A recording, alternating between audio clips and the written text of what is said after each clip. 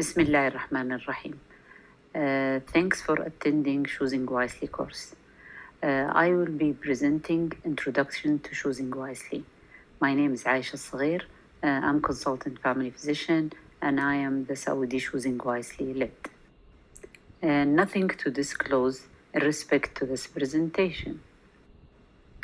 The first and the main ethical principle in medical practice is the Hippocratic Oath. I will keep them from harm. When caring of patients, first do no harm, and this is one of the corner and essential principles in the safety of patient care.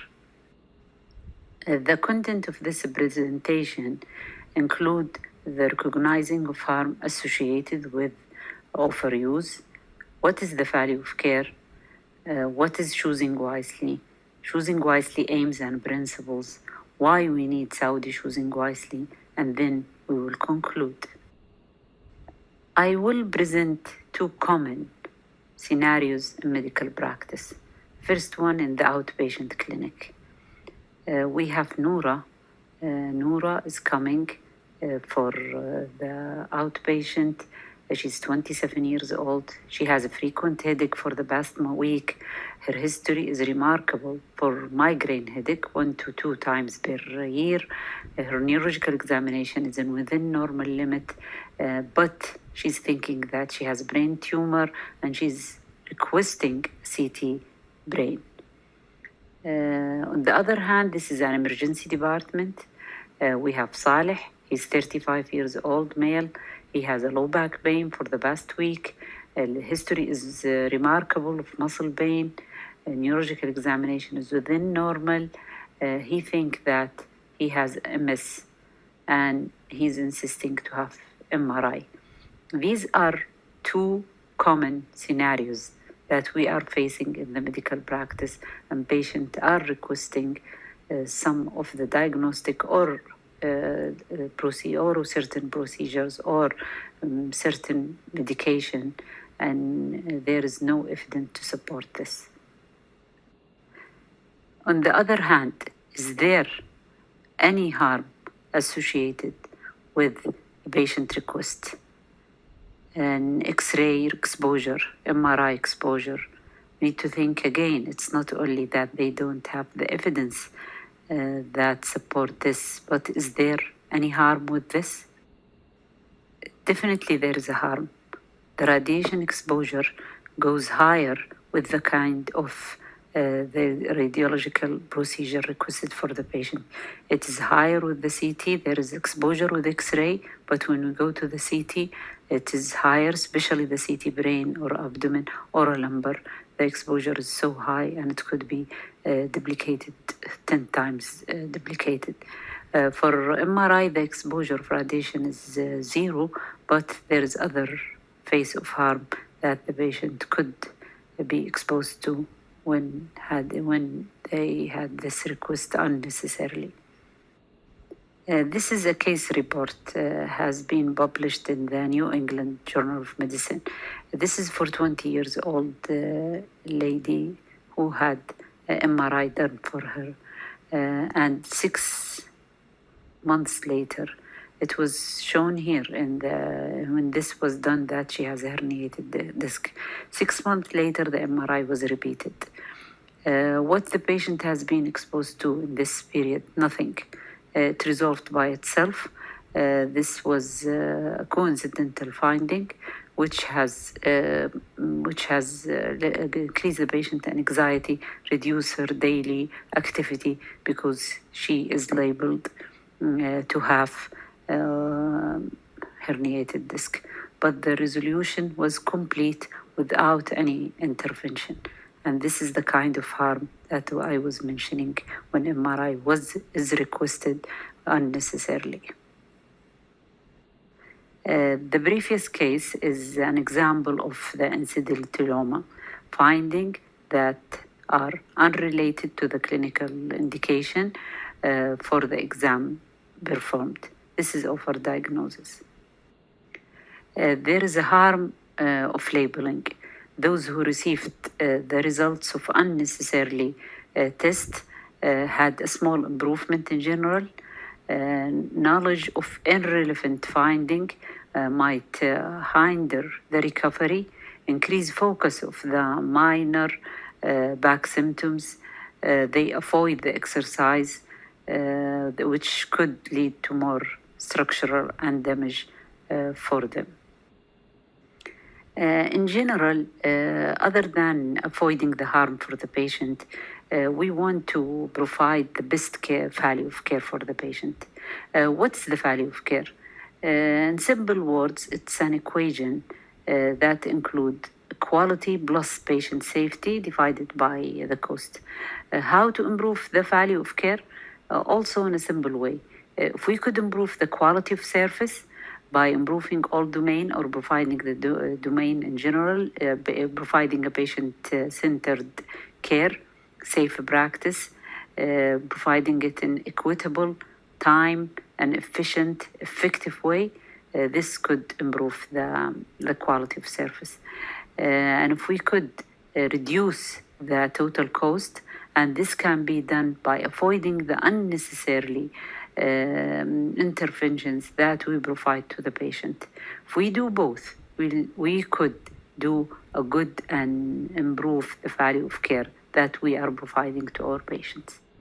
What is choosing wisely, and how choosing wisely could improve in providing a good value of care for the patient? Choosing wisely is an initiative that aims to help physician and patient to engage in a conversation about the appropriate use of the medical decisions. It helps to improve the health outcome, avoid the unnecessarily and harmful intervention, and reduce the cost of the service. Choosing wisely challenge these two ideas. More is better, and we can does not always mean we should. Choosing wisely is an initiative started in the United States in the mid of 2012. And then it spread all over many countries in the world, more than 19 countries established and in this Choosing Wisely initiative. In 2019, Saudi Choosing Wisely initiative has started. Main principles of choosing wisely: it is physician-led, patient-centered, a multidisciplinary team is involved. It should be an evidence-based, and we should be so transparent with the patient about the value of and the benefit of the care which is provided for them. I want to emphasize that one of the cornerstone and essential principle of choosing wisely is that it implements the evidence-based recommendation. Usually, this recommendation is produced by specialty societies. It includes the commonly chosen test or treatment believed to be overdiagnosed, misused, or harmful, and the choosing wisely rely on these recommendations to be implemented in the field. This is an example of the recommendations. This is one of the recommendations from the American Family Medicine Academy about the back pain. Don't do an imaging for low back pain within the 6 weeks unless red flags are present. We implement these in choosing wisely to improve the value of care that the patient is having. Why now? Why we started a Saudi Choosing Wisely? Actually, a current state assessment survey has been done. It includes more than 600 physicians practicing in the Ministry of Health. This survey outcomes has shown that more than 80% of the physicians who replied to the survey, they've never heard of choosing wisely. Near than half of them, they feel they are not responsible or uncomfortable talking to the patient about the management option and avoiding unnecessarily tests. More than a quarter of them, they consider the unnecessarily test as not a problem in their practice. Also, the survey has shown that the most common offer used by the physician in the practice is prescribing antibiotic unnecessarily in more than 50% of the patients, especially with uncomplicated skin abscess or uncomplicated sinusitis. Another 50% of the physician, they've ordered a diagnostic lab, which is unnecessarily, especially in the ICU or pre-op care patient. Another common thing in the practice is requesting an radiological test for the patient with a minor risk for head injury and a minor non-traumatic back pain. And these tests are requested for them. On the other hand, the reason for ordering unnecessarily tests was half of the physicians, they replied that they are doing this to keep the patient satisfied. And they reply to patient request. Another quarter, the physicians want to do a safer practice and feel they are reassured about the care which they are doing. Another quarter of them, they follow standards that is in the hospital. In conclusion, this is a take-home message. We need to give each patient the care that they need, but also we need to consider what they don't need and avoid care that can cause harm. To conclude, choosing wisely is a national transformation in the healthcare sector to limit unnecessarily test and procedure and improve the value of care. To avoid the unnecessarily test and provide best value of care, be ready to lead the change. Be part of Saudi Choosing Wisely. This is Saudi Choosing Wisely X account and Saudi Choosing Wisely website for more information. Thank you for your attention.